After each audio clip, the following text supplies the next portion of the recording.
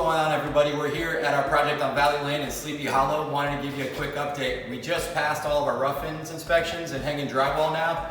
Wanted to give you a quick little sneak peek here to the house and also tell you how you can take some of these older houses that we work on. This house was built in the early 60s and how some of these Cape Cods and some of these older homes that people look over because they're not open or they're not modern enough, and how we're able to take these old homes and we're kind of creating a very open floor plan you see here behind us, and also going to make it a modern farmhouse feel. So the rails that you see here right in front of me, we're going to replace these with kind of that modern farmhouse open metal railing system.